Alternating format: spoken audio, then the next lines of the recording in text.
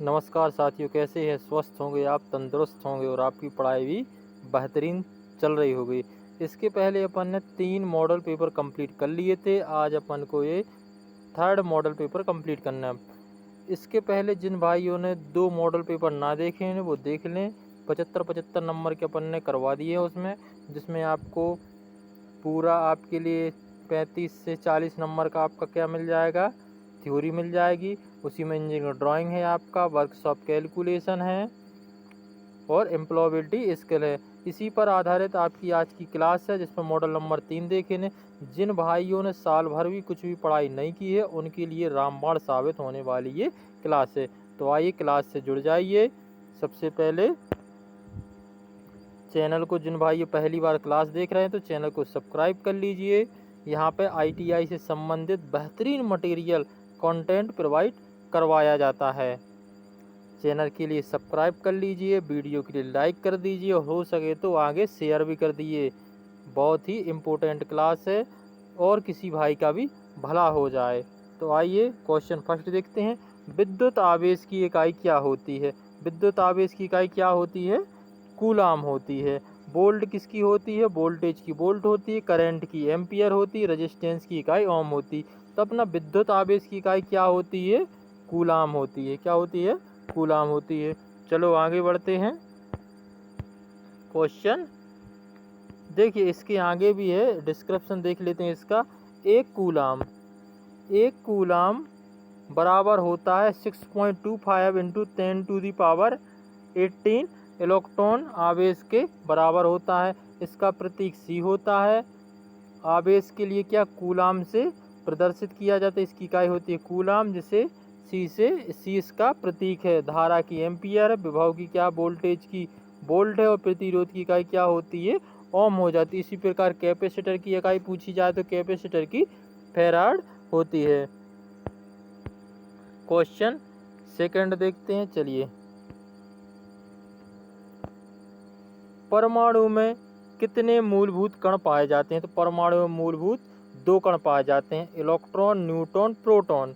देखिए, ये नाभिक होता है। नाभिक के अंदर न्यूट्रॉन और प्रोटॉन होते हैं। जो इलेक्ट्रॉन होते हैं वो इसके अक्ष के चारों ओर परिक्रमा लगाते हैं, यानी परिक्रमण करते हैं। जो इलेक्ट्रॉन का चार्ज होता है वो नेगेटिव होता है। न्यूट्रॉन को क्या होता है? 0 आवेश होता है। और प्रोटॉन का क्या होता है? पॉजिटिव चार्ज होता है। तो आइए, अपने परमाणु कितने मूलभूत कण होते हैं, कितने तत्व होते हैं? 3 होते हैं। तो वो क्वेश्चन सेकंड का बी ऑप्शन करेक्ट हो जाएगा। कौन सा हो जाएगा? बी ऑप्शन करेक्ट हो जाएगा। आइए आगे बढ़ते हैं। क्वेश्चन 3, विद्युत धारा के प्रमुख प्रभाव कौन कौन से होते हैं? तो इसमें एक ऊष्मीय प्रभाव होता है, चुंबकीय प्रभाव और रासायनिक प्रभाव। अन्य विद्युत धारा इसके द्वारा प्रवाहित की जाती है। तो इसका अपन डिस्क्रिप्शन भी आगे देख लेते हैं। डिस्क्रिप्शन क्या है? ऊष्मीय प्रभाव। ऊष्मीय प्रभाव क्या कहलाता है? ऊष्मीय यानी हीटिंग इफेक्ट। विद्युत धारा प्रवाहित होने पर चालक गर्म हो जाता है ना। विद्युत धारा जहाँ जिस मटेरियल इक्विपमेंट से प्रवाहित होगी तो वह क्या होगा? गर्म हो जाता है ना। वह चालक क्या होता है? गर्म हो जाता है। इसमें इसके उदाहरण क्या होते हैं? इलेक्ट्रिक हीटर आ जाएगा, इस्त्री है, गीजर, जिसके उदाहरण हो जाएंगे। आगे देखते हैं चुंबकीय प्रभाव क्या होता है। चुंबकीय प्रभाव ना वह प्रभाव जिसमें धारा के प्रवाह के चुंबकीय क्षेत्र उत्पन्न होता है, मैग्नेटिक इफेक्ट उत्पन्न होता है। राइट, तो इससे क्या होता है? उदाहरण इलेक्ट्रिक मोटर हो गई, रिले हो गई और विद्युत घंटी इसके उदाहरण हो जाएंगे। रासायनिक प्रवाह देखते हैं। रासायनिक प्रवाह क्या होता है? रासायनिक प्रवाह ने केमिकल इफेक्ट। विद्युत धारा रासायनिक अभिक्रिया कहलाती है ना। विद्युत धारा क्या? रासायनिक अभिक्रिया कहलाती है। जैसे इलेक्ट्रोप्लेटिंग हो गई, बैटरी चार्जिंग हो गई और जल का विद्युत अपघटन, जल का विद्युत अपघटन होता है। क्वेश्चन फोर्थ देखते हैं, मोस्ट इम्पोर्टेंट। न्यून लैंप में विद्युत धारा का कौन सा प्रभाव दिखाई देता है? यानी न्यून लैंप में, तो न्यून लैंप में किस प्रकार का ना प्रकाशीय प्रभाव दिखाई देता है? क्या देता है? प्रकाशीय प्रभाव इसमें दिखाई देता है। मोस्ट इम्पोर्टेंट, अर्धचालक पदार्थ कौन से होते हैं? जो सेमीकंडक्टर होते हैं, यानी अर्धचालक अपने वो कौन से होते हैं? सिलिकॉन और जर्मेनियम होते हैं। तो सी ऑप्शन अपना राइट हो जाएगा। इसके बाद देखते हैं क्वेश्चन 6, तापमान बढ़ने पर किस पदार्थ का प्रतिरोध घटता है। अपन ने तापमान बढ़ाया, टेम्परेचर बढ़ाया और इसका क्या हो, रेजिस्टेंस क्या हो जाता है, घट जाता है। तो ये क्या होते हैं, ये अर्धचालक पदार्थ होते हैं। क्या होते हैं ये, अर्धचालक पदार्थ कहलाते हैं। क्या कहलाते हैं, अर्धचालक पदार्थ कहलाते हैं, जैसे सेमीकंडक्टर हैं। अब देखिए चलते हैं अपन आगे, क्वेश्चन 7 देखते, ताबे एक उदासीन परमाणु के इलेक्ट्रॉनों की संख्या क्या होती है। तो इसमें 29 इलेक्ट्रॉन पाए जाते हैं। कितने, और इसमें बाहरी कक्षा में पूछ ले तो बाहरी कक्षा में कितने होते हैं। इसमें देखिए 2, 8 और 18, कितने होगा, 20 और 1 29। एक इलेक्ट्रॉन इसकी बाहरी कक्षा में पाया जाता है। मोस्ट इम्पोर्टेंट, पीतल किसका मिश्रण होता है। पीतल किसका मिश्रण होता है, मोस्ट इम्पोर्टेंट है, पीतल किसका मिश्रण होता है। ये देखिए क्वेश्चन 8वां का, पीतल किसका मिश्रण होता है। क्वेश्चन 8 है, पीतल ब्रास किसका मिश्रण होता है। इसमें आपको दो धातुओं बनाती है, किल से मिलके मिश्रण बनता है। तांबा प्लस जस्ता से मिलके बनता है। क्या होता है, तांबा प्लस जस्ता। इसके लिए आपका याद कर सकते हो पिताजी, पिताजी से क्या लिखते हो, पिताजी, पिताजी, पिताजी से याद कर सकते हो क्या है, यहाँ पे तांबा है और जा से जस्ता है, तो पीतल, पीतल किससे मिलके बनता है, तांबा प्लस जस्ता से मिलके बनता है। ए ऑप्शन करेक्ट हो जाएगा। अब देखते हैं कांसा, ब्रांज किससे मिलके बनता है, मोस्ट इम्पोर्टेंट, कांसा ब्रांज किससे मिलके बनता है, मोस्ट इम्पोर्टेंट है। कांसा किसका मिश्रण होता है, इस तांबा और टिन का। ऑप्शन ए करेक्ट हो जाएगा। अब चलिए आगे बढ़ते हैं क्वेश्चन 10 पे, स्टील में कार्बन का लगभग कितना प्रतिशत होता है। स्टील में कार्बन का कितना प्रतिशत होता है, तो स्टील में 0.02 से 2.1% होता है, इसमें कार्बन का प्रतिशत होता है। Most important.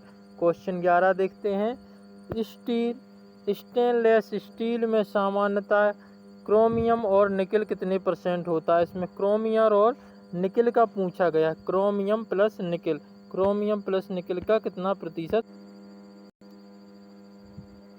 स्टेनलेस स्टील में सामान्यतः कितना क्रोमियम और निकल का प्रतिशत होता है। इसमें क्रोमियम और निकल का पूछा तो क्रोमियम इसमें 18% होता है, निकल कितना होता है, 8% होता है। 11 का ऑप्शन ए हो जाएगा। सोल्डर सामान्यतः क्या होता है, सोल्डर होता है सामान्यतः क्या होता है, सीसा प्लस टिन का मिश्रण होता है। क्या होता है, सीसा प्लस टिन का मिश्रण होता है। नाइक्रोम में मुख्यतः कौन सी धातुएं होती हैं, मुख्यतः किसका मिश्रण होता है। नाइक्रोम से ही अपन के लिए आभास हो रहा है, नाइक्रोम निकल प्लस क्रोमियम, निकल का जिसमें 80% लगभग भाग होता है और क्रोमियम का कितना होता है, 20% भाग होता है। क्रोमियम का कितना, 20% भाग होता है। तो ये ऑप्शन करेक्ट हो जाएगा। क्वेश्चन 14 देखते हैं, अब थोड़ा स्पीड से चलते हैं अपन। चालक तार का आकार मापने के लिए किस उपकरण का उपयोग किया जाता है, तो SWG का उपयोग का, स्टैंडर्ड वायर गेज का उपयोग का प्रयोग, इसका प्रयोग किया जाता है। इसका कितना 0 से 36 तक इसका माप होता है, ये पैमाना होता है, राइट। अब देखिए इसमें क्वेश्चन 17 में क्या, 7/20 केबल का क्या अर्थ है। ये केबल है, उसमें 7/20 केबल का क्या अर्थ है, तो इसमें 7 तार प्रत्येक 20 SWG का, कितना 20 SWG का, तो बी ऑप्शन करेक्ट हो जाएगा। क्वेश्चन 18 पे चलते हैं, XLP का पूर्ण रूप क्या होता है, तो इसका पूर्ण रूप क्या होता है, क्रॉस्ड लिंक पॉलीएथेनाइल। क्या होता है, पॉलीएथेनाइल होता है। सी ऑप्शन करेक्ट हो जाएगा। क्वेश्चन 19 देखते हैं, मोटे तारों एवं केबलों में जोड़ने के लिए लगाने के लिए कौन से सोल्डर अधिक उपयोग होता है, तो सॉलिड सोल्डर यानी कठोर सोल्डर इसमें उपयोग किया जाता है, यानी इसमें प्रयोग किया जाता है। मोटे तारों व केबलों को जोड़ लगाने के लिए कठोर सोल्डर का प्रयोग किया जाता है। नरम सोल्डर किस तापमान पर की जाती है, तो नरम सोल्डर होती है, एक कठोर होती है जिसमें 400 से 50 का प्रयोग किया जाता है, लेकिन नरम सोल्डर की बात हो रही है तो यहाँ पे बी ऑप्शन करेक्ट हो जाएगा, 450 से कम का इसमें प्रयोग किया जाता है। अब देखिए एक क्वेश्चन और है, सड़क के किनारे केबल बिछाने के लिए खाई की सामान्यतः गहराई कितनी होनी चाहिए। यानी अपनी सड़क है उसके किनारे अपन के लिए केबल बिछानी है तो 50 सेंटीमीटर गहराई रखी जाती है या कि 1 मीटर इसकी गहराई रखी जाती है। मोस्ट इम्पोर्टेंट, ओवरहेड लाइनों में क्वेश्चन देखिए 22, ओवरहेड लाइनों में चालक तारों को जोड़ने के लिए किस प्रकार के जोड़ का प्रयोग किया जाता है। ओवरहेड लाइनों में चालक तारों को जोड़ने के लिए, चालक तारों के जोड़ने के लिए किस प्रकार के जोड़ का उपयोग किया जाता है। तो इसमें जो ओवरहेड लाइन में चालक तारों को जोड़ने के लिए ब्रिटानिया नहीं हाँ ब्रिटानिया टी जोड़ का इसमें उपयोग किया जाता है, ब्रिटानिया जॉइंट का इसमें उपयोग किया जाता है। मोस्ट इम्पोर्टेंट, ओवरहेड लाइनों में वाहनों की बॉडी की मरम्मत के लिए, वाहनों की बॉडी की मरम्मत के लिए किस प्रकार के शोल्डर का उपयोग किया जाता है। तो इसमें सॉफ्ट या ज्वाला शोल्डर का प्रयोग किया जाता है वाहनों की बॉडी की मरम्मत बनाने के लिए। क्वेश्चन 24 देखते हैं, जंक्शन बॉक्स में सामान्यतः किस प्रकार का जोड़ प्रयोग किया जाता है। तो इसमें जो जंक्शन बॉक्स होते हैं इसमें रेड टेल जोड़ का प्रयोग किया जाता है। किसका, जंक्शन बॉक्स में रेड टेल जोड़ का उपयोग, इसमें रेड टेल जोड़ का प्रयोग किया जाता है। सर्वोपरि लाइनों में, सर्वोपरि लाइनों में चालक की लंबाई बढ़ाने के लिए, अब देखिए इसमें क्या, चालक की लंबाई बढ़ाने के लिए वेस्टर्न यूनियन जोड़ का प्रयोग किया जाता है। और उस सर्वोपरि लाइनों में किस प्रकार के जॉइंट का उपयोग किया जाता है। जॉइंट लगाएंगे कौन सा, ब्रिटानिया जॉइंट, लेकिन लंबाई बढ़ानी है। यदि तार आपका इतना था अपन को और बढ़ानी है, अगर की तार की लंबाई यहाँ से यहाँ तक पहले कितनी थी 10 मीटर थी, अपन को अब 10 मीटर और जोड़ना है। तो किस जोड़ का यहाँ पे प्रयोग करेंगे, ब्रिटानिया टी जोड़, कि उनका वेस्टर्न यूनियन जोड़ का, यानी ऑप्शन सी करेक्ट हो जाएगा। राइट। भूमिगत केबल में बेडिंग का मुख्य उद्देश्य क्या होता है। तो इसमें आर्मर को आधार देना तथा इंसुलेशन को यांत्रिक क्षति से बचाने के लिए इसका उपयोग किया जाता है। सी ऑप्शन करेक्ट हो जाएगा। मर्रे लूप टेस्ट, मोस्ट इम्पोर्टेंट, मर्रे लूप टेस्ट का उपयोग किस लिए किया जाता है। तो भूमिगत केबल में दोष का स्थान ज्ञात करने के लिए इसका प्रयोग किया जाता है। ऑप्शन सी करेक्ट हो जाएगा। क्वेश्चन 28 देखते हैं, वोल्ट मीटर एमीटर को क्रमशः कैसे जोड़ा जाता है। आपके पास एक वोल्ट मीटर, एक आपके लिए एमीटर है। तो वोल्ट मीटर को हमेशा किस में जोड़ेंगे, समांतर में जोड़ेंगे। किस में जोड़ेंगे, समांतर में, पैरेलल में।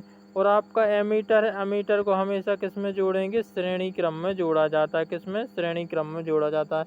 समांतर प्लस श्रेणी, बी ऑप्शन करेक्ट हो जाएगा। अब देखते हैं क्वेश्चन 29, चालकता का एसआई मात्रक क्या होता है। चालकता, चालकता का मात्रक क्या होता है, सीमेंस होता है। कंडक्टेंस का मात्रक क्या होता है, सीमेंस होता है। ओम के नियम के अनुसार परिपथ में धारा किसके समानुपाती होती है। धारा हमेशा वोल्टेज के समानुपाती होती है। V बराबर होता है I इंटू आर। जो धारा है वोल्टेज के समानुपाती होती है और रेजिस्टेंस धारा के प्रतिलोमानुपाती होता है। यानी यार यदि धारा का पूछते, यदि इसमें आपसे पूछते धारा के रेजिस्टेंस क्या होता है, धारा के रेजिस्टेंस क्या होता है, तो धारा के रेजिस्टेंस, वोल्टेज तो क्या होता है समानुपाती, लेकिन रेजिस्टेंस क्या होता है प्रतिनुपाती। यदि आप धारा बढ़ाओगे तो वोल्टेज भी बढ़ेगा, यदि धारा बढ़ा रहा है तो वोल्टेज बढ़ेगा, लेकिन रेजिस्टेंस का मान क्या हो जाएगा, कम हो जाएगा। जहाँ रेजिस्टेंस का मान कम होगा तो धारा आपकी बढ़ जाएगी। तो क्या होता, ओम के नियम के अनुसार परिपथ में धारा किसके समानुपाती, वोल्टेज के समानुपाती होती है। किसके समानुपाती, वोल्टेज के समानुपाती होती है। क्वेश्चन 31 देखते हैं, विशिष्ट प्रतिरोध की एसआई इकाई क्या होती है। विशिष्ट प्रतिरोध की इकाई क्या होती है, ओम मीटर होती, क्या होती है, ओम मीटर होती है। क्वेश्चन 32 देखते हैं, निम्नलिखित में से ऋणात्मक ताप गुणांक उदाहरण होते हैं। ऋणात्मक होते हैं जो क्या हो जाएंगे, जर्मेनियम। ऋणात्मक ताप गुणांक जिसका टेम्परेचर बढ़ाने पर, टेम्परेचर बढ़ाने पर क्या होता है, ताप गुणांक उदाहरण है जर्मेनियम, सिलिकॉन। रेजिस्टेंस क्या होता है, कम हो जाता है। राइट। क्वेश्चन देखिए सेकंड पार्ट में चलते हैं अब। एक टेस्ला किसके बराबर होता है? एक टेस्ला किसके बराबर होता है? तो एक वेबर वर्ग मीटर के स्क्वायर के बराबर होता है। एक टेस्ला एक वेबर मीटर वर्ग के बराबर होता है। रिलक्टेंस मोस्ट इम्पोर्टेंट, रिलक्टेंस का एसआई मात्रक क्या होता है? रिलक्टेंस का मात्रक क्या होता है? एम्पियर टर्न प्रति वेबर, एम्पियर टर्न प्रति वेबर रिलक्टेंस का एसआई मात्रक होता है। अब इसमें देखते हैं 35 जो है अपना एमएमएफ, मैग्नेटिक मोटो फोर्स, मैग्नेटिक मोटो फोर्स का एसआई प्रचलित रूप क्या होता है? तो मैग्नेटिक फोर्स के लिए किससे एम्पियर टर्न से दर्शाते हैं? किससे दर्शाते हैं? एम्पियर टर्न से इसके लिए अपन दर्शाते हैं मैग्नेटिक मोटो फोर्स के लिए। क्वेश्चन 36 पे चलते हैं। परिएबिलिटी, परिएबिलिटी की एसआई इकाई क्या होती है? परिएबिलिटी की इकाई होती है हेनरी प्रति मीटर स्क्वायर। क्या होती है? हेनरी प्रति मीटर स्क्वायर इसकी इकाई होती है। क्वेश्चन 37, मोटर एवं जनरेटर में सामान्यतः किस प्रकार के चुंबक का उपयोग किया जाता है? देखिए मोटर होता है, जनरेटर और एक होता है ट्रांसफार्मर। एक जो होती है आपकी कॉपर, कॉपर क्या होती है? एक अस्थायी हानि होती है। कॉपर के तरह ताम्र हानि जो अस्थायी हानि होती है। एक जो आयरन हानि होती है और मैकेनिकल हानि होती है, क्या होती हैं? स्थायी हानि होती हैं। तो इसमें मोटर जनरेटर में सामान्यतः किस चुंबक का उपयोग किया जाता है? तो विद्युत चुंबक का इसमें उपयोग किया जाता है। किसका? विद्युत चुंबक का इसमें उपयोग किया जाता है। क्वेश्चन 38, चुंबकीय फ्लक्स घनत्व का एसआई मात्रक क्या होता है? जो फ्लक्स डेंसिटी यानी मैग्नेटिक फ्लक्स की डेंसिटी क्या होती है? तो मैग्नेटिक चुंबकीय फ्लक्स की इकाई क्या होती है? एम्पियर टर्न होती। क्या होती है? एम्पियर टर्न होती है। एक टेस्ला बराबर होता, एक टेस्ला बराबर होता एक वेबर प्रति वर्ग मीटर। क्या होता है? एक टेस्ला बराबर एक वेबर वर्ग मीटर के बराबर होता है। पर मैग्नेटिक पदार्थ की चुंबकशीलता कैसी होती है? तो इसकी चुंबकशीलता कैसी होती है? पैरामैग्नेटिक पदार्थ की चुंबकशीलता कैसी होती है? शून्य होती है। जिन पदार्थ को छूने से उसमें चुंबक का गुण नहीं होता है तो उसमें क्या होता है? चुंबकशीलता कैसी होती है? जीरो होती है। ये देखिए यहाँ से इसका डायामैग्नेटिक पदार्थ चुंबकशीलता क्या होती है? ऋणात्मक होती है, नेगेटिव होती है, जिसमें तांबा चांदी और सोना आते हैं। पर मैग्नेटिक चुंबकशीलता कैसी होती है? धनात्मक होती है, जिसमें क्या होता है? एल्यूमिनियम और प्लेटिनम इसके उदाहरण होते हैं। फेरोमैग्नेट में क्या होता है? फेरोमैग्नेट में होता है जिसकी चुंबकशीलता बहुत अधिक होती है। जिसकी चुंबकशीलता क्या होती है? बहुत अधिक होती है, धनात्मक होती है, जैसे लोहा, निकेल है, कोबाल्ट है। राइट। इसके पहले क्वेश्चन क्या था अपना? पैरामैग्नेटिक पदार्थ की पैरामैग्नेटिक पदार्थ की चुंबकशीलता कैसी होती है? धनात्मक। आपका सी ऑप्शन करेक्ट हो जाएगा इसमें। अब देखते हैं अपन क्वेश्चन 40, निम्नलिखित में से कौन सा फेरोमैग्नेट का उदाहरण होता है? फेरोमैग्नेट, तो इसमें क्या हो जाएगा? लोहा अपना करेक्ट ऑप्शन है सी। क्वेश्चन 41 देखते हैं, पावर फैक्टर का सूत्र क्या होता है? पावर फैक्टर का सूत्र होता है cos फाई बराबर के वास्तविक शक्ति बटे आभासी शक्ति। जो आपकी वास्तविक शक्ति है किलोवाट, जो एनर्जी मीटरों में से अपन लेते हैं वो क्या होती है? वास्तविक शक्ति है। और नीचे क्या होती है? आभासी शक्ति। क्या होती है? अपरेंट पावर होती है। तो किलोवाट बटे केवीए, बी ऑप्शन अपना करेक्ट हो जाएगा। केवीए बटे केवीए, वास्तविक शक्ति किलोवाट और आभासी शक्ति अपनी क्या हो जाएगी? केवीए हो जाएगी। जी वास्तविक शक्ति के लिए अपन किससे?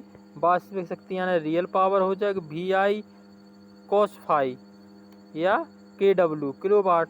और प्रति शक्ति क्या होती है? अपरेंट पावर होती है वी आई यानी के वी ए। जी अपरेंट पावर अपने पास एक होती है रिएक्टिव पावर यानी प्रतिक्रियाशील शक्ति। रिएक्टिव पावर के लिए वी आई साइन फाई के वी ए आर से दर्शाते हैं। किससे दर्शाते हैं? के वी ए से दर्शाते हैं। अब देखिए प्रतिबाधा इम्पीडेंस का एसआई मात्रक क्या होता है? हेनरी। क्या होता है? प्रतिबाधा इम्पीडेंस की इकाई क्या होती है?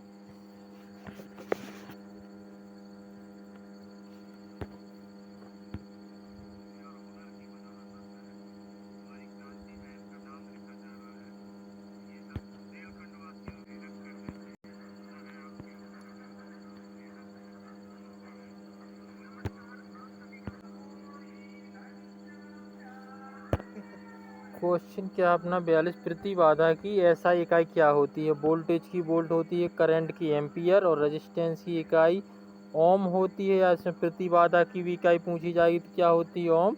और इंडक्टेंस की इकाई क्या होती है? हेनरी होती है। जो इंडक्टेंस की इकाई क्या होती है? हेनरी होती है।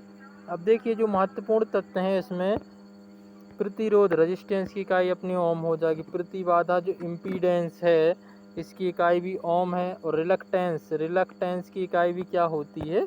ओम होती है। इनमें तीनों का आंसर क्या हो जाएगा? ओम हो जाएगा। अब देखते हैं प्रतिबाधा। प्रतिबाधा क्या कहलाता है? प्रतिबाधा का व्युत्क्रम क्या कहलाता है? प्रतिबाधा का व्युत्क्रम क्या कहलाता है? एडमिटेंस कहलाता है। क्या कहलाता है? एडमिटेंस कहलाता। प्रतिबाधा यानी जेड बराबर क्या हो जाएगा? 1/y। ये जेड क्या है? प्रतिबाधा इम्पीडेंस है और वाई क्या है? आपका एडमिटेंस है। राइट। अब देखिए भारत में सिंगल फेज एसी आपूर्ति का मानक वोल्टेज कितना होता है? सिंगल फेज की बात हो रही तो कितना होता है? 230 वोल्ट। कितना होता? यदि इसमें 3 फेज की बात होती तो कितना हो जाता? 415 वोल्ट इसमें हो जाता। कितना हो जाता? 415 वोल्ट हो जाता। उसमें जो हर्ट्ज होती है अपनी फ्रिक्वेंसी कितनी होती है? 50 हर्ट्ज इसमें होती है। जो 3 फेज में भी लाइन टू लाइन, यदि अपन को फेज को चेक करना है तो न्यूट्रल और फेज के बीच में अपन फेज को टेस्ट करेंगे लाइन टू लाइन। इसमें क्या हो जाए? 400 या 415 और 50 हर्ट्ज की सप्लाई पर ये चलती है। कैपेसिटर की धारिता को कम करने के लिए क्या उपयोग किया जाता है? यदि आपके पास कैपेसिटर है उसकी धारिता के लिए बड़ा कम करना है यानी उसकी वैल्यू को कम करना है तो क्या करेंगे? प्लेटों के क्षेत्रफल को बढ़ाया जाएगा। नहीं, इलेक्ट्रोलाइट स्थिरांक बढ़ाया जाएगा, ये भी नहीं होगा। प्लेटों के बीच की दूरी को बढ़ाया जाता है। प्लेटों के बीच की दूरी को बढ़ा दोगे यदि इसमें जो मटेरियल भरा हुआ है डाइलेक्ट्रिक पदार्थ तो उसको बढ़ा दो, ज़्यादा कर दो तो उसकी धारिता क्या हो जाएगी? कम हो जाएगी। यदि उसमें से इसको डाइलेक्ट्रिक पदार्थ को कम करोगे तो उसकी धारिता क्या हो जाएगी? बढ़ जाएगी। साइन वेव का फॉर्म फैक्टर क्या होता है? साइन वेव का फॉर्म फैक्टर कितना होता है? तो 1.1 होता है। साइन फैक्टर का मान कितना होता है? 1.1 साइन फैक्टर का होता है। इसमें पीक फैक्टर की बात करते हैं या क्रस्ट फैक्टर 1.414 होता है। जो RMS वैल्यू होती है 0.707 मैक्सिमम वैल्यू होती है VM। RMS वैल्यू बराबर होता है VM मैक्सिमम वोल्टेज बटे √2। इससे अपन क्या निकाल सकते हैं? RMS वैल्यू निकाल सकते हैं। अब देखिए एक क्वेश्चन दिया है कि 240 वोल्ट RMS AC वोल्टेज पर अधिकतम वोल्टेज कितना होगा? तो इसमें RMS बराबर करेंगे अपन, RMS बराबर करेंगे मैक्सिमम वोल्टेज बटे √2। मैक्सिमम वोल्टेज बटे 2। RMS वैल्यू कितनी दी है आपके पास? 240। 240 बराबर के मैक्सिमम वोल्टेज अपॉन कितना हो जाएगा? 1.414। इसका यहाँ पे मल्टीप्लाई कर दो तो कितना आ जाएगा? 339 वोल्ट आपका आंसर आ जाएगा। अब देखते हैं यदि आवेश Q और वोल्टेज V की धारिता क्या होगी? C बराबर होता है Q इंटू V। क्या होता है? Q into V। तो आपके यहाँ पे क्या हो जाएगा? CC का दिया है तो Q बराबर Q इंटू V। Q बराबर होता है C इंटू V। Q बराबर होता है C इंटू V। और यदि आपसे पूछा है क्या क्या पूछा है यहाँ पे? एक मिनट देखिए, यहाँ पे पूछा Q बराबर होता है C इंटू V। ये आपका हो गया। आप किससे पूछा? क्या C की वैल्यू, धारिता C की पूछी तो Q बटे V। क्या हो जाएगा? Q बटे V। ये Q बटे V आपका करेक्ट हो जाएगा। तो ऑप्शन C इसका करेक्ट हो जाएगा। AC परिपथ में एक्टिव पावर का सूत्र क्या होता है? एक्टिव पावर जो रियल पावर है यानी आपकी एक्टिव पावर है तो VI क्या हो जाएगी? एक्टिव पावर की वास्तविक शक्ति और अपरेंट पावर क्या होता है? VI cos फाई इसका करेक्ट ऑप्शन हो जाएगा। फेज वोल्टेज किसके बीच में मापा जाता है? फेज वोल्टेज न्यूट्रल और फेज के बीच में मापा जाता है। एक होगा आपके पास न्यूट्रल जो नेगेटिव होगा और एक होगा आपके पास पॉजिटिव। पॉजिटिव क्या होता है? पॉजिटिव होता है। फेस होता है जो पॉजिटिव आने फेस होता है। एक जो होता है न्यूट्रल होता है जो नेगेटिव पॉइंट होता है। तो फेज और न्यूट्रल के बीच में क्या मापा जाता है? फेज वोल्टेज मापा जाता है। बी ऑप्शन करेक्ट हो जाएगा। अब क्वेश्चन चलते हैं 51 पे।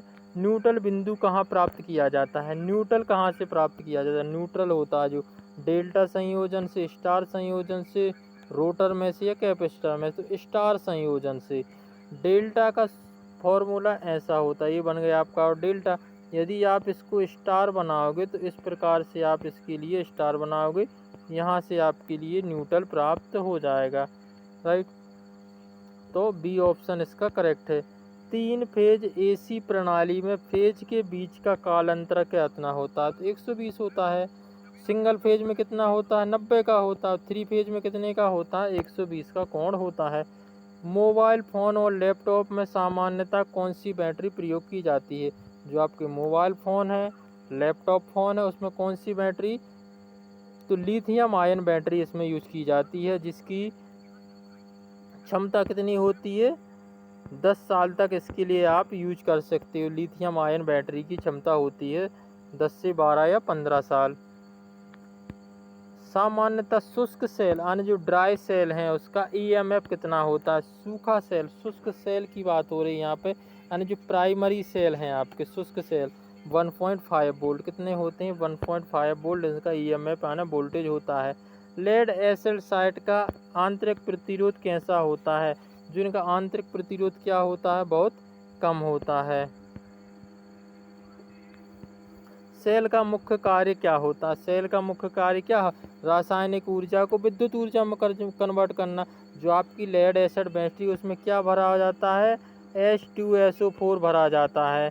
तनु सल्फ्यूरिक अम्ल इसमें भरा जाता है। H2SO4 क्या भरा जाता है? H2SO4 भरा जाता है। जो रासायनिक ऊर्जा को क्या बदलता है? विद्युत ऊर्जा में परिवर्तित कर देता है। प्राथमिक सेल का उदाहरण क्या हो जाता है? Dry cell. ड्राई सेल इसके क्या है? प्राथमिक cell. Lead acid cell, nickel iron cell और लिथियम जी सेल क्या होते हैं? सेकेंडरी सेल होते हैं। क्या होते हैं? सेकेंडरी सेल होते हैं, जिनको एक बार क्या अन्य कई बार भी इसको चार्ज कर सकते हैं। चार्ज करोगे, डिस्चार्ज करोगे तो आपके पास किस प्रकार के सेल हो जाएंगे? द्वितीयक प्रकार के सेल हो जाएंगे। प्राथमिक सेल वह सेल होते हैं जिनको एक बार चार्ज करने के बाद दोबारा इनके लिए चार्ज नहीं किया जा सकता है। क्या होते हैं? प्राथमिक सेल। अब देखते शुष्क सेल ड्राई सेल का ईएमएफ कितना होता है? तो 1.5 वोल्ट होता है। लेड एसिड बैटरी में इलेक्ट्रोलाइट होता है। जो लेड एसिड में इलेक्ट्रोलाइट यानी जो सीसा संचायक बैटरी होती हैं, द्वितीयक सेल होते हैं, तो उसमें सल्फ, अभी अपन ने पढ़ा था कहते हैं सल्फ्यूरिक अम्ल H2SO4 इसमें भरा जाता है। क्वेश्चन 60 देखते हैं। बैटरी की क्षमता की इकाई क्या होती है? जो बैटरी की क्षमता होती है तो उसको AH में मापा जाता है। इसका जीवन काल कितना होता है? 10 से 15 वर्ष का इसका जीवन काल होता है।